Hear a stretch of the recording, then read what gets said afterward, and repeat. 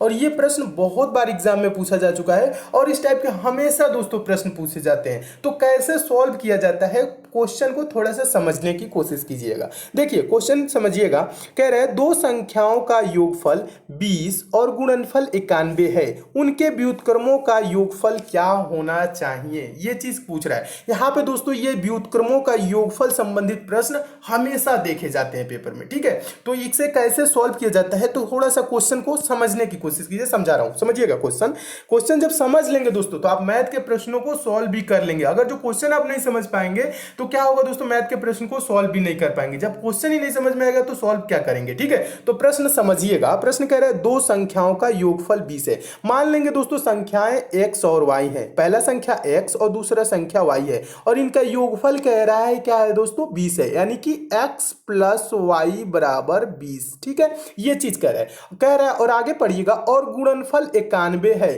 पहला संख्या x दूसरा संख्या y। गुणनफल क्या होगा दोस्तों, गुणनफल कहने का मतलब है x गुणे y, यानी कि xy बराबर 91 दिया है, ठीक है, ये चीज दिया है। और नीचे कह रहे हैं उनके व्युत्क्रमों का योगफल क्या होना चाहिए। यहाँ पे कंफ्यूजन होती है कि व्युत्क्रम क्या होता है। व्युत्क्रम मतलब दोस्तों होता है उल्टा, यानी कि x का व्युत्क्रम क्या हो जाएगा 1/x और y का व्युत्क्रम क्या हो जाएगा 1/y। तो कह रहा है व्युत्क्रमों का योगफल यानी कि 1/x प्लस 1/y की वैल्यू क्या होगी, ये चीज पूछ रहा है, समझिएगा।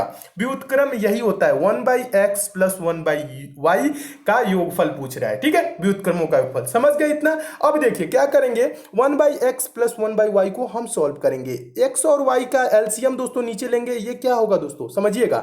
x और y का एलसीएम लेंगे, देखिएगा x और y का दोस्तों एलसीएम लेंगे तो क्या हो जाएगा, xy हो जाएगा। और फिर क्या करते हैं दोस्तों, इस x से xy में भाग करते हैं तो x कैंसिल हो जाएगा, ऊपर बच जाएगा y और फिर ये प्लस है बीच में तो प्लस हो जाएगा, फिर y इसे क्या करेंगे दोस्तों xy में भाग करेंगे तो y कैंसिल हो जाएगा और इधर हो जाएगा x, ठीक है, यानी कि y plus x by x y इसकी मान आया, ठीक है। इसको सॉल्व करने पे अब देखिए क्या करेंगे, यहाँ पे y प्लस एक्स है, y प्लस एक्स कह लीजिए या x प्लस वाई, तो x प्लस वाई की वैल्यू यहाँ पे देखेंगे क्या दिया है दोस्तों, 20 दिया है, तो इसे हम क्या लिखेंगे, यहाँ पे 20 लिख लेंगे। और नीचे क्या है दोस्तों, xy है, तो xy की वैल्यू देखेंगे यहाँ 91 लिखा है, तो 20/91 यानी कि 20/91 इसका मान हो जाएगा, यानी कि व्युत्क्रमों का योगफल क्या होगा दोस्तों, 20/91। 20/91 दोस्तों किस ऑप्शन में दिया है, तो ऑप्शन नंबर बी में दिया है। आपका ऑप्शन नंबर बी दोस्तों क्या हो जाएगा, सही हो जाएगा। तो मैं उम्मीद करता हूं दोस्तों आप इस प्रश्न को अच्छे से समझ गए होंगे। दोस्तों इसको सॉल्व करने का एक दूसरा भी मेथड होता है, अगर आप एक्स वाई नहीं मानना चाहते हैं, ठीक है, तो वो भी समझिएगा, उसे भी समझा रहा हूं। देखिए यहाँ पे कह रहे हैं दो संख्याओं का योगफल 20 और गुणनफल 91 है, ठीक है। गुणनफल जो कह रहे हैं ना 91 है, ये जो 91 हम 91 का दोस्तों क्या करेंगे, गुणनखंड करेंगे। गुणनखंड कैसे करते हैं, जैसे एलसीएम निकाला जाता है, ये 2 से नहीं कटेगा, 3 से नहीं कटेगा, ये 7 से कट जाएगा, ठीक है। तो 7 से कितना बन 13 7 91 होता है, 13 किससे कटेगा, 13 से ही कटेगा। तो इसका दोस्तों गुणनफल क्या होगा, यानी गुणनखंड क्या होगा, गुणनफल तो 91 है और गुणनखंड इसका क्या होगा 7 और 13। तो संख्याएं आपकी आ गई 7 और 13, ये दो ऐसी संख्याएं हैं जिनका योगफल क्या होगा दोस्तों 20 और गुणनफल होगा 91। आप चाहे तो 13 गुणे 7 करेंगे तो क्या हो जाएगा, 13 से 91 हो जाएगा। और यहां कह रहे हैं उनके व्युत्क्रमों का योगफल क्या होना चाहिए। व्युत्क्रम मतलब 7 का व्युत्क्रम क्या होगा 1/7, 13 का व्युत्क्रम क्या होगा प्लस 1/13 यानी कि 1/13। अब इन्हीं का दोस्तों एलसीएम ले लीजिए, 7 और 13 का एलसीएम लेंगे तो क्या होगा 13 7 91 हो जाएगा, नीचे 91 आ जाएगा। और 91 को दोस्तों क्या करते हैं, पहले 7 से भाग करते हैं तो 13 हो जाएगा, ऊपर हो जाएगा 13 और 13 से ऊपर में एक गुणा कर देते हैं 1 में, ठीक है।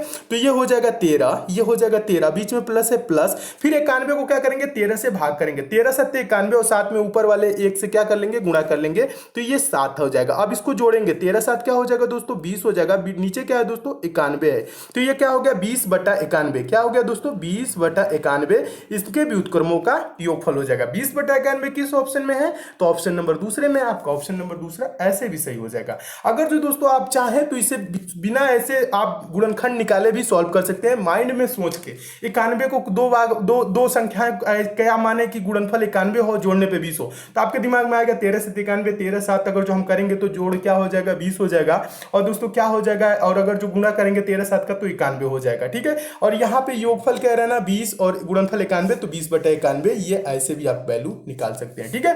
व्युत्क्रमों का योगफल पूछे तो मैं उम्मीद करता हूं दोस्तों आप इस प्रश्न को बहुत ही अच्छे तरीके से समझ गए होंगे। नेक्स्ट क्वेश्चन देखिएगा, दूसरा क्वेश्चन भी मोस्ट इंपॉर्टेंट है, हमेशा एग्जाम में पूछा जाने वाला क्वेश्चन है और इस टाइप के बार बार प्रश्न पूछे जाते हैं एग्जाम में। देखिएगा, समझिएगा, प्रश्न कह रहा है दो संख्याओं में पहली संख्या का 38% दूसरी संख्या के 52% के समान है, तो क्रमशः पहली और दूसरी संख्या का अनुपात क्या है। अब प्रश्न को थोड़ा सा दोस्तों समझिएगा, क्या कह रहा है, दो संख्याओं में पहली संख्या का दोस्तों 38% दूसरी संख्या के 52% के समान है, यानी कि 52% के बराबर है। तो पहली संख्या और दूसरी संख्या का अनुपात क्या है, ये चीज कह रहा है। तो देखिएगा दोस्तों, इसमें क्या करेंगे, इसमें भी मान लेंगे पहली संख्या x है दूसरी संख्या y है, और कह रहा है दो संख्याओं में पहली संख्या का 38%, तो x का 38% क्या होगा दोस्तों, x गुणे 38/100, ये होगा ना 38%, ये आपको पहले भी बताया हूं, क्या होगा, x गुणे 38/100 बराबर है किसके दोस्तों, दूसरी संख्या के 52%, यानी कि दूसरी संख्या क्या है, y गुणे 52/100, ये 52% हो जाएगा, ठीक है। इतना आपको समझ में आ गया, ठीक है। अब क्या करेंगे दोस्तों, हम इसमें अब इसको छोटा करेंगे और एक्स वाई की वैल्यू निकालेंगे। देखिएगा 100 से 100 नीचे नीचे क्या हो जाएगा, कैंसिल हो जाएगा, यानी कट जाएगा। कब कटता है दोस्तों, जब यहाँ पे गुणा रहता है तभी कटता है, अगर जो प्लस रहेगा तब नहीं काटेंगे, ठीक है, यहाँ पे गुणा रहेगा तभी काटेंगे। तो 100 से 100 क्या हो जाएगा दोस्तों, कैंसिल हो जाएगा। हम एक्स और वाई को एक तरफ लाएंगे, ठीक है, वाई इधर गुणे में है दोस्तों, इधर आएगा तो क्या हो जाएगा, भाग में, यानी कि एक्स बाई वाई बराबर, ये एक्स बाई वाई हो जाएगा। और इधर दोस्तों 52 तो आपका सही है, और ये 38 दोस्तों गुणे में है, तो क्या उधर जाएगा तो क्या होगा, भाग में हो जाएगा। तो इधर क्या हो जाएगा, बराबर 52/38 हो जाएगा। एक्स बाई वाई की वैल्यू क्या आ गई, 52/38। अब 52/38 को और छोटा हो सकता है क्या, हाँ, 2 से भाग करेंगे तो ये 26 हो जाएगा, और ये क्या हो जाएगा, 19 हो जाएगा, है 26/19 हो गया ना। एक्स बाई वाई बराबर क्या हो गया, 26/19।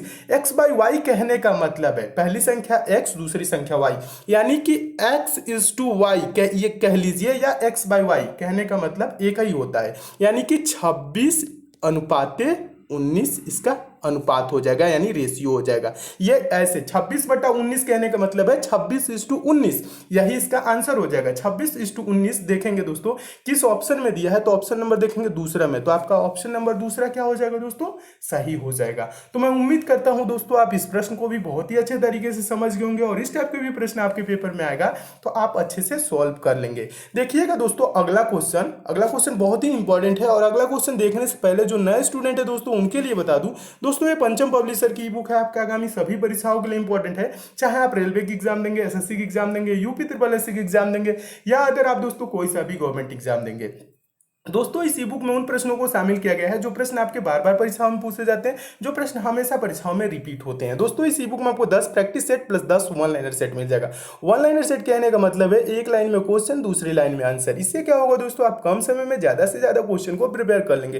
दोस्तों आपके एग्जाम में 1 से 2 दिन का भी टाइम रहेगा, तो इस ई बुक को लेकर आप जरूर पढ़ लीजिएगा, आपके एग्जाम में काफी हेल्प मिलेगा।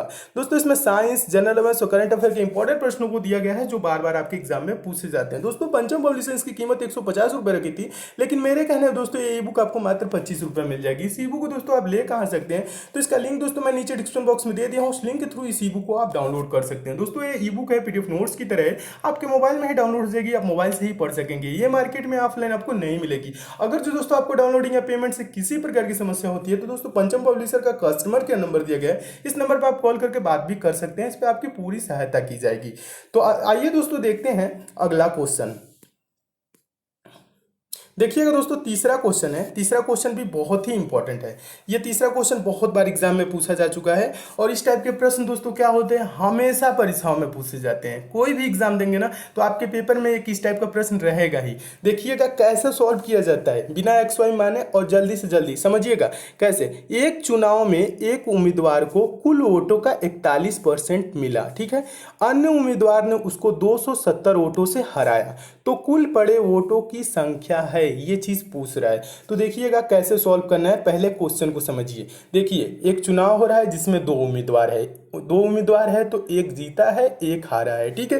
तो यहाँ पे कह रहे हैं एक उम्मीदवार को कुल वोटों का 41%, यानी पहले उम्मीदवार को 41% वोट मिला है, और अन्य उम्मीदवार यानी दूसरा उम्मीदवार है तो उसने 270 वोटों से हराया है पहले वाले को। तो कुल पड़े वोटों की संख्या पूछ रहा है। तो यहाँ पे दोस्तों क्या करेंगे, देखिएगा समझिएगा, बहुत आसान से और बेसिक से समझा रहा हूँ।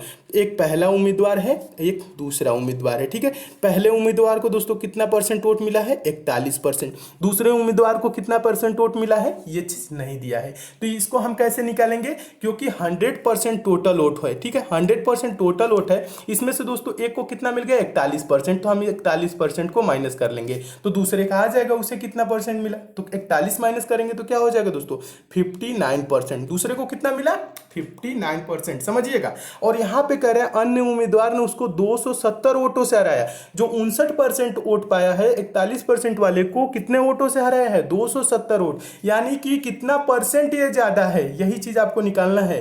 तो ये जो दोस्तों 59 है, 41 से कितना ज्यादा है, तो 59 माइनस 41 करेंगे तो 9 में से एक घटा लेंगे, आप चाहें तो ऐसे कर लेंगे, एक हो जाएगा, 9 में से एक जा 8 और 5 में से 4 जा 1, 18% ज्यादा है। तो यही दोस्तों 18% वोट किसके बराबर है, 270 के बराबर है, समझिएगा। 18% बराबर 270 वोट, तो 1% बराबर कितना वोट होगा ये बताइए, ठीक है। क्या करेंगे, 270 को 18 से भाग करेंगे, क्या करेंगे दोस्तों, 270 को 18 से भाग करेंगे तो 18 एकम 18 और 2 20 7 2 9, 18 25 90, 1% बराबर दोस्तों क्या हो जाएगा, 15 वोट। 1% बराबर दोस्तों 15 वोट, तो 100% की वैल्यू क्या आ जाएगी दोस्तों, 100% की वैल्यू क्या होगी, 100 गुणे 15 यानी कि 1500 वोट। टोटल वोट कितने पड़े हैं दोस्तों, 100%, तो 1500 वोट हो जाएगा। कुल वोटों की संख्या क्या होगी, 1500। 1500 किस ऑप्शन में है दोस्तों, तो ऑप्शन नंबर आपका बी में है। आपका ऑप्शन नंबर बी दोस्तों क्या हो जाएगा,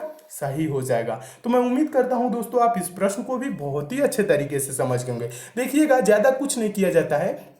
जब पहले उम्मीदवार को दोस्तों 41% वोट मिलता है तो दूसरे उम्मीदवार को कितना मिला होगा, 100 माइनस 41 यानी कि 59। और यही दोस्तों इन दोनों का अंतर कितना परसेंट है, 18% है। तो 18% बराबर दोस्तों यही 270 वोट, इतने ही वोटों से हराया है, यानी 18% वोटों से हराया है। और वोटों की संख्या क्या है दोस्तों, 270 है। 18% बराबर 270, तो 1% बराबर दोस्तों क्या हो जाएगा, 15 वोट। तो 100% बराबर दोस्तों क्या हो जाएगा, 1500 वोट हो जाएगा, जो कि ऑप्शन नंबर बी में है। आपका ऑप्शन नंबर बी क्या हो जाएगा दोस्तों।